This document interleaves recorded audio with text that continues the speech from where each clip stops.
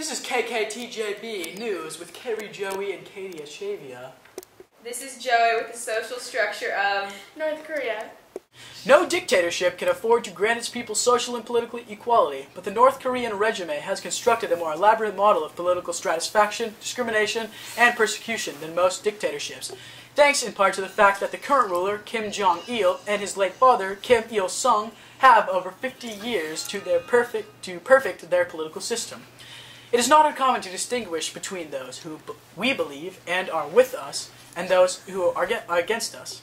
This is the basis of the political classification system in North Korea. In this case, with us is supposed to mean with the North Korean people in their struggle to achieve socialism. However, as the political classification system is used by the authorities, with us instead means personally loyal to Kim Jong-il and his regime. Since the 1950s, Kim regime has subjected its people to a series of political examinations in order to sort out those who are presumed to be loyal or disloyal to the regime. Thank you, Katie. This is Katie with food prices in Haiti. the world will need more than divine intervention to end the food crisis that has ripped across the planet during the past few months. Prices for almost every staple food, rice, wheat, maize, sugar, milk, are soaring at rates of inflation not seen on such a global scale in a generation, resulting in hoarding, widespread food shortages, and fears of outright famine in the world's poorest countries like Haiti. Rice prices have nearly tripled since January, reaching $1,000 per metric meter a ton to last month in India. Wheat has doubled in price in a year and jumped 25% in just one day in February. Reeling from sticker shock, tens of thousands of people have stormed the streets in protest across the Caribbean, Africa, South Asia, demanding that their governments offer relief. They have found bloodshed instead. More than 24 people were killed in Cameroon during food riots in February, and more than 5 died in Haiti in March, and 2 more were killed in protests in Somalia last month.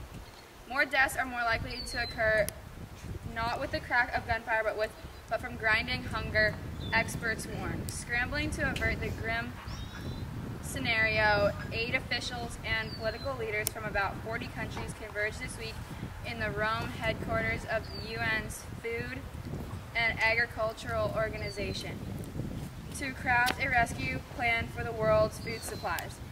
By all accounts, they have arrived late to the crisis. The UN's reports calls the emergency a silent tsunami that could have dire consequences for more than 100 million of the world's poorest countries, varied as Somalia, North Korea, and Haiti. Now back to the newsroom. This is Taylor with telecommunication plan approved. Government back to telecommunity. A government panel Tuesday approved a plan to use the internet and other information technologies to double by 2010 the number of people who telecommunicate from 6 million in 2005. Government officials said the government should make positive efforts to increase the number of telecommunicators to more than 10 million in 3 years. Prime Minister Shinzo Abe was quoted by the officials as telling a meeting at his IT strategic headquarters. The plan is to develop institution and IT systems to boost the number of telecommunicators. The government defines telecommunicators as people who work at the home or offices outside their companies for 8 hours or more. Officials said the plan would use employment insurance standards to cover people who work flexible hours while taking care of children or disabled families. Back to you, news station. This is Bronson with the religion of Egypt. Ancient Egypt today religion. It will be probably little reason to visit Egypt today. The Great Pyramids would not exist or not, of course, be famous temples. The tomb on the west bank of Thebes and their mummies or colorful decorations that for these structures that have lured travelers to Egypt. For the past 2,000 years or so, behind every aspect of Egyptian life, including the art, politician structure, and culture achievements. One must see that religion forces that shape the fabric of ancient Egypt. Now back to the news. This is Carrie with military actions. Current events in Iran point towards a growing realization that nuclear proliferation is something that the U.S. is going to have to learn to live with. The options available to prevent states like Iran and North Korea from deploying these weapons are fraught with hazard.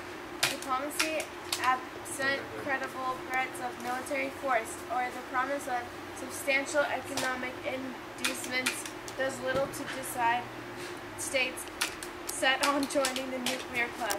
Economic sanctions alone have never demonstrated substantial power against entrenched authoritarian governments. Military actions against any presumed nuclear facilities is enormously challenging.